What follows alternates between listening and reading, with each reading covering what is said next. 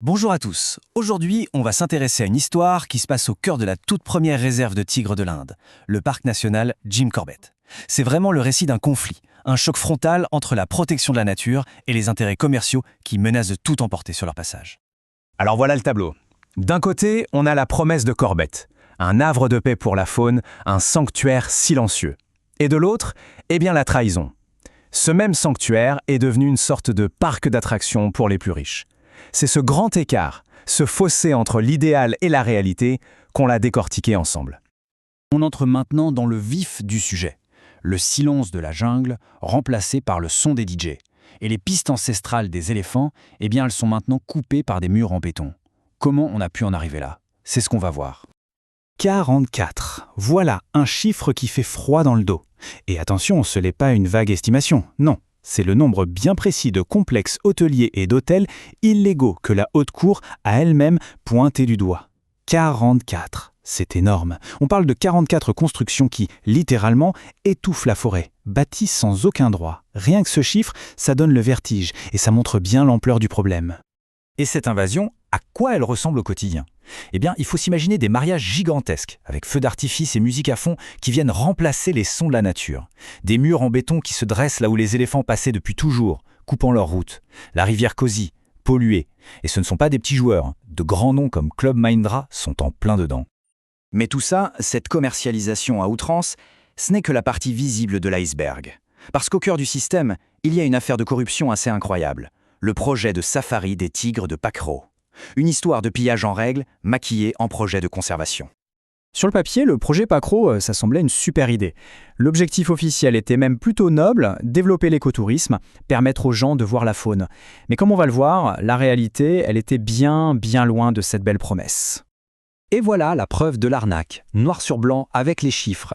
Le budget de départ, 27 crores de roupies. Le coût final, 157 crores. Non mais on ne parle pas d'une petite erreur de calcul là. Le budget a été multiplié par presque 6. C'est la trace flagrante d'un pillage totalement organisé.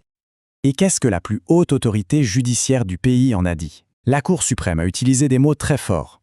Ils ont qualifié ça de trahison de la confiance publique. C'est direct sans aucune ambiguïté. C'est une condamnation en bonne et due forme venue de tout en haut. Et là, un schéma assez inquiétant commence à se dessiner. Quand des hôtels illégaux bloquent les passages des éléphants, le gouvernement fait quoi? Il cherche à affaiblir les protections. Quand des bus commerciaux veulent entrer dans le cœur de la réserve, la loi est carrément violée pour leur permettre. À chaque fois, on a l'impression que l'État prend le parti des intérêts privés contre la faune. Mais face à ce désastre annoncé, quelqu'un est monté au créneau. Au moment où tout semblait perdu, la justice est intervenue. Et elle est devenue, en quelque sorte, le dernier rempart, la dernière ligne de défense pour cette forêt. La dernière décennie, ça a été un vrai bras de fer. En 2020, par exemple, le gouvernement donne son feu vert pour des bus en plein cœur du parc. Mais en 2024, la Cour suprême met son veto et suspend tout. C'est cette lutte permanente entre les tentatives de commercialisation et les interventions de la justice qui a rythmé le destin de Corbett. Et ce qui est intéressant, c'est que la justice ne fait pas que bloquer des projets. Elle essaye aussi d'imaginer l'avenir. Cette idée de créer une zone silencieuse, c'est une proposition tournée vers le futur, une tentative de sauver le parc pour de bon. C'est un vrai message d'espoir. Cette lueur d'espoir nous amène à une question cruciale. Et maintenant, on fait quoi? Parce que l'avenir de Corbett, il ne dépend pas que des tribunaux, loin de là. Il dépend aussi, et surtout, de l'action de chacun. Alors, comment on peut agir? L'idée, ce n'est surtout pas de rester les bras croisés. Chaque personne a un pouvoir. Choisir un tourisme plus responsable, exiger de la transparence sur les permis de construire, utiliser son droit à l'information, soutenir les actions en justice. Chaque petite étape est un moyen concret de faire bouger les lignes. Le message, c'est que chacun peut vraiment jouer un rôle. Finalement, tout se résume à cette question, n'est-ce pas? C'est le choix fondamental qui se pose. Voulons-nous une forêt ou une salle de banquet pour les riches? C'est une question choc, tirée directement des sources.